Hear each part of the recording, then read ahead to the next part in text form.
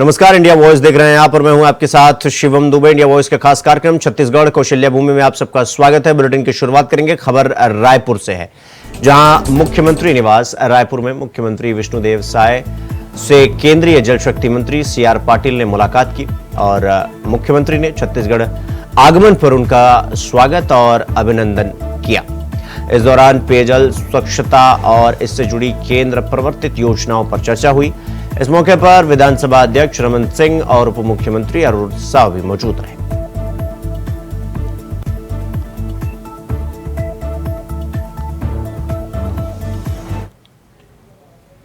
तो वहीं प्रथम वाहिनी भिलाई में आयोजित प्रथम अखिल भारतीय वेट लिफ्टिंग प्रतियोगिता में शामिल मुख्यमंत्री विष्णुदेव साय शामिल हुए, जहां पर मुख्यमंत्री विष्णुदेव साय ने कहा कि छत्तीसगढ़ सरकार राज्य में खेलों के विकास और उसके संरक्षण और संवर्धन के लिए हर संभव प्रयास कर रही है। राज्य के खिलाड़ियों को हर संभव मदद उपलब्ध कराई जा रही है। तो वहीं साय आज भिलाई में प्रथम वाहिनी छत्तीसगढ़ सशस्त्र बल परिसर में आयोजित प्रथम Akhil Bharatiya weight lifting cluster championship 2024-25 के समापन समारोह को संबोधित कर रहे थे, जहां पर उन्होंने प्रथम वाहिनी भिलाई में स्थित इंडोर स्टेडियम के अपूर्ण कार्य को पूरा करने के लिए 1 करोड़ रुपए की राशि प्रदान करने की घोषणा भी की।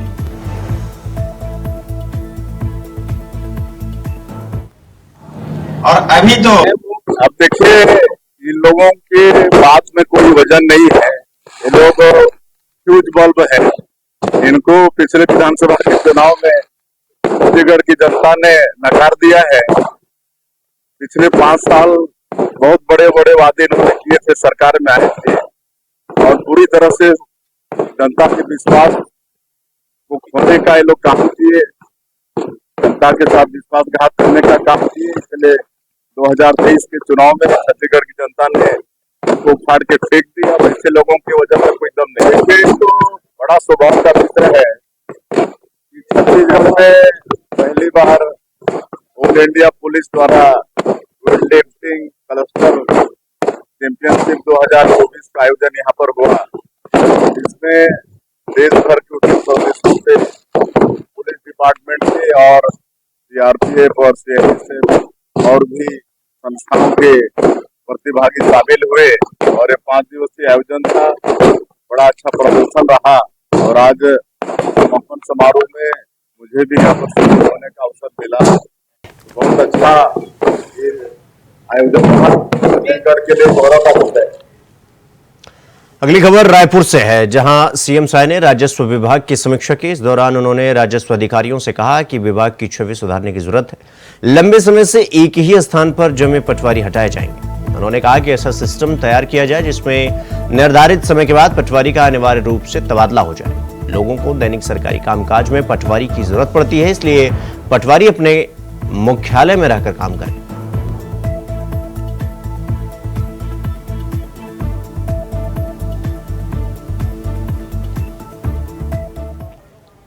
तो वहीं दुर्ग में मुख्यमंत्री विष्णुदेव साय के काफिले की गाड़ी दुर्घटनाग्रस्त हो गई। हालांकि इस घटना में मुख्यमंत्री बिल्कुल सुरक्षित बताए जा रहे हैं। जानकारी के मुताबिक मुख्यमंत्री विष्णुदेव साय के काफिले की 2 गाड़ियां आपस में टकरा गई।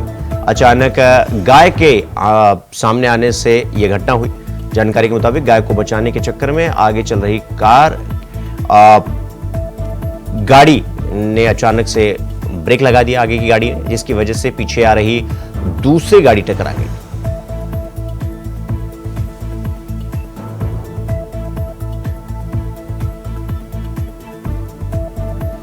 इस खबर पर हमारे साथ हमारे सहयोगी मनोज शुक्ला हमारे साथ रायपुर से जुड़ गए हैं। मनोज, ये जो घटना हुई है ये कहां की घटना है और इस घटना को लेकर क्या कुछ जानकारी आपके पास? जी, मैं आपको बता दूं कि मंत्री विष्णुदेव साय दुर्ग दौरे पर थे और वहीं पर उनके काफिले के सामने जो है गाय आ गई और जिससे जो है उनके काफिले की 2 गाड़ियां आपस में टकरा गई गाय को बचाने के लेकर, और जिससे जो है और इसको लेकर अब सियासत भी तेज हो गई है। इसी बात को लेकर पूर्व मुख्यमंत्री भूपेश बघेल ने लगातार 2 पोस्ट करके अपने सोशल मीडिया अकाउंट पर सरकार पर निशाना साधा है। और इसका मुख्य कारण है कि पूर्व मुख्यमंत्री भूपेश बघेल के समय में, जो इससे पहले सरकार थी कांग्रेस की, उस समय में गोथान योजना चलती थी। गोथान योजना में ये आवारा पशुओं को पकड़कर गोठान में रखा जाता था, तो इसको विष्णुदेव साय सरकार ने बंद कर दिया है। उसी बात को लेकर पूर्व मुख्यमंत्री भूपेश बघेल ने निशाना साधा है सरकार पर कि अब तो गोठान योजना चालू कर दीजिए। आपके भाजपा और कांग्रेस की राजनीति में अधिकारी भी पीछे जा रहे हैं। इस तरह का मतलब एक कमेंट कहा जा सकता है पूर्व मुख्यमंत्री भूपेश बघेल ने विष्णुदेव साय पर किया है। और साथ ही साथ आपको इसमें महत्वपूर्ण बात बता दें कि कुछ दिन पहले हाई कोर्ट ने भी बीजेपी की सरकार, विष्णुदेव साय की सरकार को जो है फटकार लगाई थी आवारा पशुओं को लेकर कि कब तक जो है इन सड़कों पर आवारा पशुओं के रोकने का काम आप लोग के द्वारा होगा। मुख्य सचिव को तलब भी किया गया है हाई कोर्ट में भी। मनोज, जिस तरीके से इसमें राजनीति तो हो ही रही है, मेरा सवाल यह है कि मुख्यमंत्री कहां जाते हुए ये हादसा हुआ, मतलब किस जगह पर यह हादसा हुआ। दूसरा ये कि उसमें मुख्यमंत्री के इस काफिले में क्या जिस गाड़ी का जो गाड़ी दुर्घटनाग्रस्त हुई उसमें मुख्यमंत्री थे, अगर थे तो अभी फिलहाल मुख्यमंत्री की स्थिति कैसी है? तो मैं आपको बता दूं कि मुख्यमंत्री पूरी तरह से सुरक्षित है। मुख्यमंत्री के काफिले में जो गाड़ियां चलती हैं, करीब 7-8 गाड़ियां रहती हैं, उसपे जो है 2 गाड़ियां जो सुरक्षा कर्मी जिसमें बैठे रहते हैं वो गाड़ियां आपस में टकरा गई। गनीमत ये मानी जा रही है कि किसी को कोई मतलब चोट नहीं लगी और सिर्फ गाड़ियों की टक्कर थी, और इसलिए कि वो ब्रेक लेते लेते एक दूसरे में गाड़ियां जो है टच हो गई थी पीछे से। मनोज, जिस तरीके से जिस गोठान का जिक्र कर रहे हैं पूर्व मुख्यमंत्री भूपेश बघेल, सवाल ये कि जब इस तरह की कोई दुर्घटना होती है और इसको बाद में मुख्यमंत्री ऑफिस की तरफ से बताया जाता है कि इस तरह की दुर्घटनाएं घटी, सवाल ये कि राजनीति में संवेदनाएं प्रकट करने के बजाय इस तरीके से कटाक्ष के स्वर में किसी को संवेदना प्रकट करना, ये राजनीतिक भाषा है और क्या इस स्तर की भाषा होनी चाहिए? क्योंकि जब गाड़ी दुर्घटनाग्रस्त हुई तो आप इस तरीके के कटाक्ष और राजनीतिक स्वर में इस तरीके की बयानबाजी देते हैं, तो राजनीति में इसका कितना प्रभाव पड़ता है? जी बिल्कुल शिवम, कहीं न कहीं इससे पूरी राजनीति देखने को मिल रही है।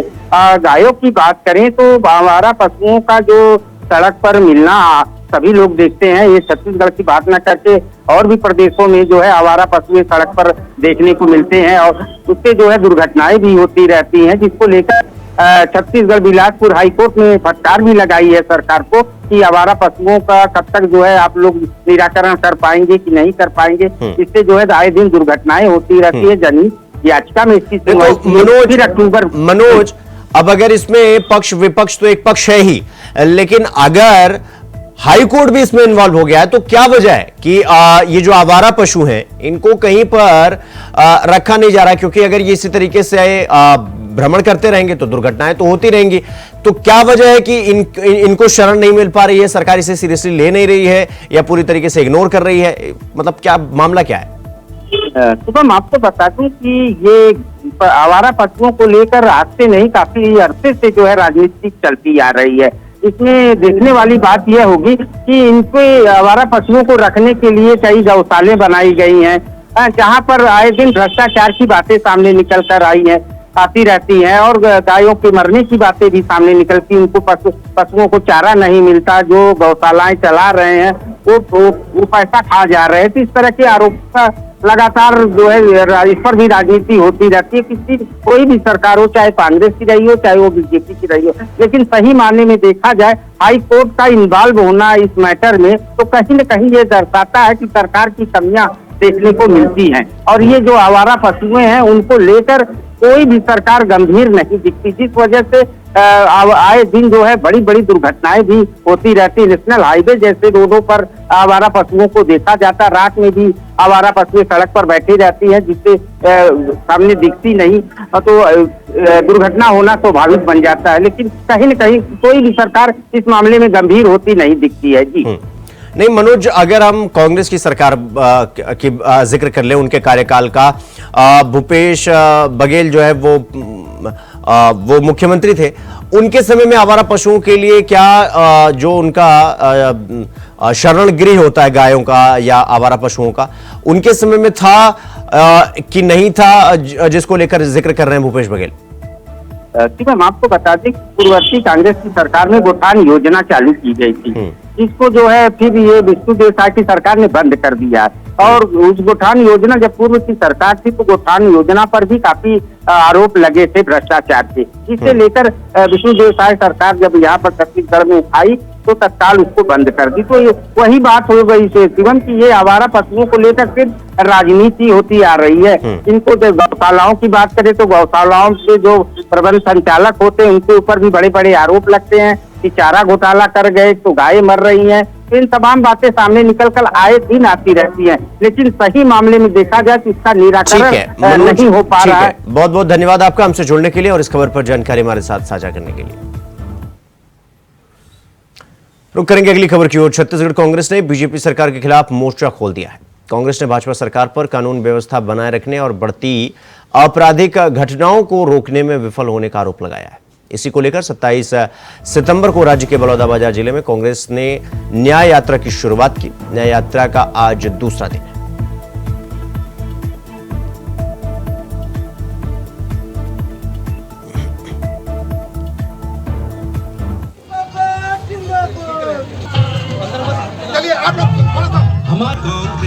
सेवा करता चल, क्या हिंदू क्या मुसलमान हम सब।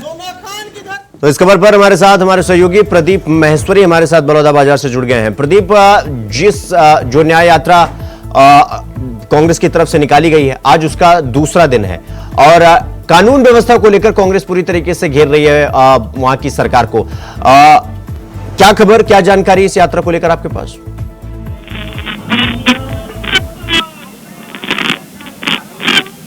प्रदीप, ठीक है प्रदीप, आपकी आवाज ठीक नहीं आ रही है, हम उसे ठीक करा के फिर आपके पास आएंगे। और कांग्रेस की न्याय यात्रा जारी है, आज दूसरा दिन है इस न्याय यात्रा की और भाजपा सरकार पर कानून व्यवस्था बनाए रखने और बढ़ती आपराधिक घटनाओं को रोकने में विफल होने का आरोप लगाया है। और 27 सितंबर को यह न्याय यात्रा राज्य के बलौदाबाजार कांग्रेस के ऑफिस से ये निकाली गई थी और आज यात्रा का दूसरा दिन है। तो प्रदीप महेश्वरी हमारे साथ हमारे सहयोगी लगातार बने हुए हैं बलौदाबाजार से। प्रदीप, ये जो न्याय यात्रा कांग्रेस की तरफ से निकाली गई है, आज इसका दूसरा दिन है और बेहतर कानून व्यवस्था न देने के लिए भाजपा सरकार पर इस तरीके से आरोप लगा रही है और कांग्रेस पूरी तरीके से घेर रही है। यात्रा को लेकर क्या जानकारी, क्या अपडेट आपके पास?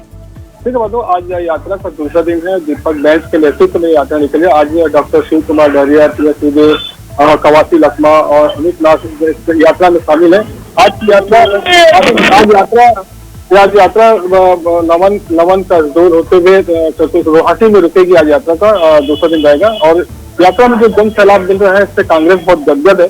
आपको बता दें कि बलौदाबाजार में लगातार कानून की व्यवस्था छत्तीसगढ़ में लश्कर व्यवस्था होने के कारण कांग्रेस इस मुद्दे को बहुत अच्छे से बनाना चाहती है और आने वाले समय में जो नवीन निकाय चुनाव है दिसंबर में, उसको भी लेकर बहुत अच्छी तैयारी कर रही है और उसे व्यवस्था को घेरने का पूरा प्रयास कर रही है कांग्रेस। और बलौदाबाजार में लगातार अभी 10 दिन की जो घटना घटी है तो सोही प्रथा में जो लगातार 2 घटना यहाँ पर हुई, जिसके कारण 4 लोग की हत्या की गई। उसके बाद लगातार यहाँ पर पुलिस कस्टडी में 3-4 लोगों की जो मौत हुई, उसको भी कांग्रेस बहुत अच्छे से भुनाना चाहती है। और इस प्रकार लगातार देखा जाए कानून की अव्यवस्था है उसको न्याय यात्रा में जो जन सलाम मिल रहा है और फिर उसका बहुत फायदा कांग्रेस को मिलेगा। उसको बता दें कि गिरौदपुरी धाम में जहाँ पर सतामियों का जो एक पवित्र स्थान है और 16 खान जो आदिवासियों की जन्मस्थली, शहीद वीर नारायण सिंह की जन्मस्थली, वहाँ की जो यात्रा चालू की गई, तो निश्चित से सतामी आदि समाज को अपने पास पक्ष में करने की कांग्रेस जो कार्य कर रही है, तो आने वाला नवीन निकाय चुनाव में तो निश्चित फायदा मिलेगा।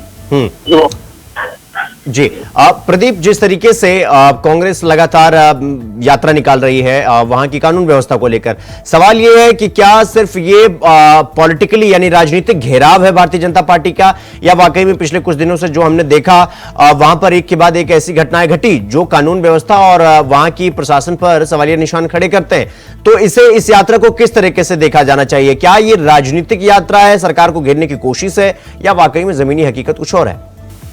देखिए, ये तो आपको बता दें त्रिस्तरीय चुनाव दिसंबर में है और सरकार को घेरने का ये मात्र कांग्रेस का बहुत एजेंडा फ्री में उनको मिल गया और 10 दिन की घटना भी है और लगातार यहाँ पर जो कानून की जो व्यवस्था 2-3 घटनाएं भी घटी तो नहीं पता में, तो निश्चित ही बलौदाबाजार में ऐसी लगातार 2-3 घटना होने से कांग्रेस को बहुत फायदा होगा। यहाँ पर बलौदाबाजार जिले की बात करें 3 विधानसभा यहाँ पर 2 पे कांग्रेस के हैं। भाटापारा में कांग्रेस का विधायक है, बलौदाबाजार में शंकरा वर्मा जो हमारे विधायक है और राजस्व मंत्री है, तो निश्चित है कि कांग्रेस चाहेगी कि इस जिले में तीनों सीट कांग्रेस के पक्ष में हो और आने वाले जो नगरीय निकाय चुनाव है उसमें भी उनका परफॉर्मेंस बहुत अच्छा हो। ये निश्चित है कि इस चीज को देखते हुए कांग्रेस इस मुद्दे को बहुत अच्छे से उठा रही है।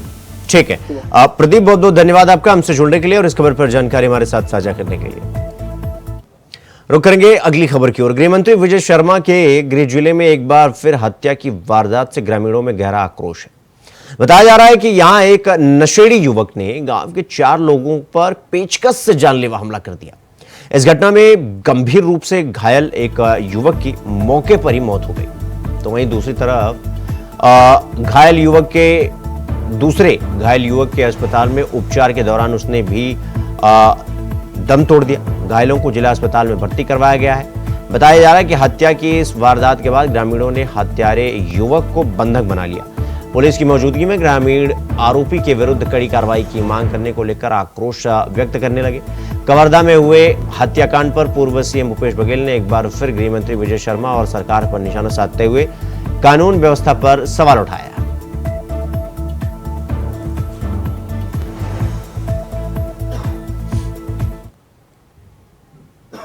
तो वहीं कांकेर जिले के आमाबेड़ा थाना क्षेत्र अंतर्गत ग्राम पंचायत आमाबेड़ा में एनआईए ने 3 व्यक्तियों के घर में छापेमारी की कार्रवाई की है। आपको बता दें कि आमाबेड़ा निवासी वीरेंद्र पटेल के घर भी एनआईए ने छापा मारा है। सुबह 4 बजे से लगातार कार्रवाई जारी है। वीरेंद्र पटेल अभी रायपुर में अपना इलाज करवा रहे हैं और एनआईए के टीम के साथ जिला पुलिस बल वहां पर मौजूद है और इससे पहले भी आमाबेड़ा क्षेत्र में एनआईए ने छापामार कार्रवाई की थी।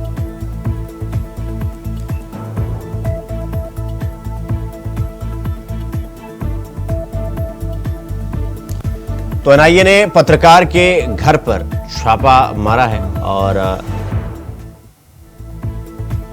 आमाबेड़ा थाना क्षेत्र ग्राम पंचायत पूरी तरीके से एनआईए ने 3 व्यक्तियों के घर में छापेमारी की है। आपको बता दें कि आमाबेड़ा निवासी वीरेंद्र पटेल जो हैं उनके यहां एनआईए ने छापा मारा है। सुबह 4 बजे से लगातार कार्रवाई जारी है। वीरेंद्र पटेल अभी रायपुर में इलाज करवा रहे हैं। तो एनआईए की टीम ने बड़ी कार्रवाई की है। आमाबेड़ा के पत्रकार के घर पर छापा पड़ा है और लगातार कार्रवाई एनआईए कर रही है सुबह 4 बजे से।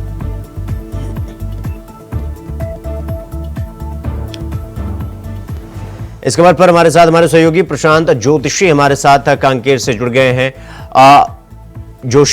माफ करिएगा, प्रशांत जोशी। प्रशांत, जिस तरीके से ये एनआईए की छापेमारी की पूरा मामला सामने निकल कर आया है, कहां छापेमारी हो रही है, कब से कार्रवाई की जा रही है, इस पूरी मामले को लेकर क्या जानकारी है आपके पास, क्या अपडेट? अभी तक ये 3 जगह पे छापेमारी की गई है और धारा 40 के तहत एनआईए ने छापा मारा है। केवल पत्रकार पर ही नहीं बल्कि 2 दर्जन लोगों के घरों पे छापा मारा जाना है 1 महीने के अंदर। इन पर आरोप है कि नक्सलियों को विस्फोटक सामान, दवाइयां एवं अन्य सामग्री पहुंचाया करते थे। प्रशांत, सवाल ये है कि ये छापेमारी क्यों की जा रही है? मतलब शिकायत के आधार पर ये कार्रवाई हो रही है या एनआईए ने सुओ मोटो यानी स्वतः संज्ञान लेकर कार्रवाई की है, किसी मामले के सापेक्ष में की जा रही है? विस्तार पूर्वक बताइए। सूत्रों के अनुसार एनआईए के पास करीब 12 लोगों के खिलाफ तगड़े एविडेंस है।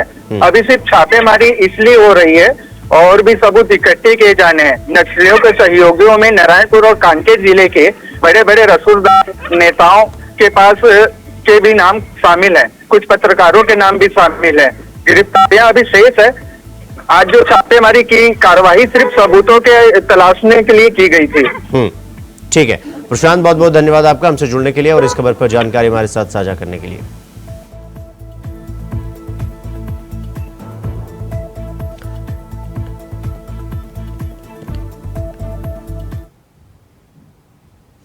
तो लगातार तेज बारिश के चलते जशपुर जिले में नदी नालों के पास सड़कें भी जलमग्न हो गई हैं। ऐसे वक्त में जिले के कई सोशल मीडिया ग्रुप में एक खतरनाक वीडियो वायरल हो रहा है जिसमें एक यात्री बस ने कई यात्रियों की जान को खतरे में डालकर पुलिया के ऊपर से बह रहे पानी के बीच से यात्रियों की भरी बस को पार कराने की कोशिश कर रहा है। ग्रामीणों से मिली जानकारी के अनुसार जशपुर सन्ना मार्ग पर बस चालक की लापरवाही के कारण एक बड़ा हादसा हो सकता था। क्योंकि ईब नदी के पानी से भरा सड़क पर बस को पार किया गया, जिसमें कई दर्जन यात्री सवार थे।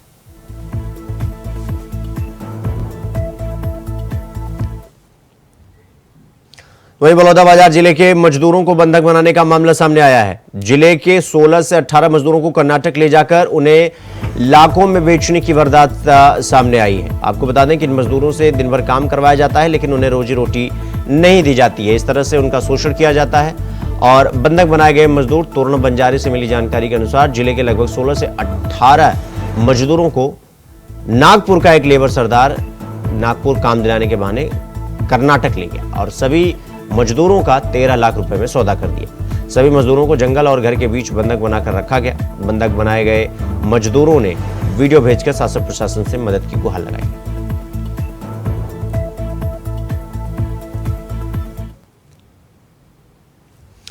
तो रुक करेंगे अगली खबर की ओर। अगली खबर राजनंदगांव से है, जहां खाद्य सुरक्षा विभाग की टीम ने पोल्ट्री फार्म में इलायची दाना बनाने वाली फैक्ट्री पर छापा मार कार्रवाई करते हुए मौके से इलायची दाना पैकेट जब्त कर जांच के सैंपल को लिया गया था और पैकिंग में मानक तिथि बैच नंबर नहीं पाया गया। अब तो हमारा रोजगार छीन गए है ना। अब हमारा रोजगार दे दी से हमारे भैया है। अब रोजगार ला छीने के का कारण है? सैंपल तो सब सही साठ बना थे, लेकिन ओकर बावजूद में भी अभी सैंपल के जो सैंपल लेके है शासन द्वारा, ओकर अभी रिपोर्ट आए नहीं, ओकर बावजूद में भी सील करके चल दी। अब का ये सही है गलत है ला शासन बता सकी। तो आप मन वर्कर हो? हाँ, मन काम करता है। नहीं बनात नहीं रहे, पैकिंग कर रहा था। नहीं गुटखा फेंकना, पैकिंग। तो अगली खबर जसपुर से है, जहां एक कलयुगी बेटे ने मोबाइल रिचार्ज के लिए पैसे नहीं देने पर अपने पिता की हत्या कर दी। घटना के बाद गांव वालों की सूचना पर मौके पर पहुंची पुलिस ने शव को कब्जे में लिया और आरोपी बेटे को हिरासत में लेकर पूछताछ कर रही है। मामला पत्थलगांव थाना क्षेत्र का है।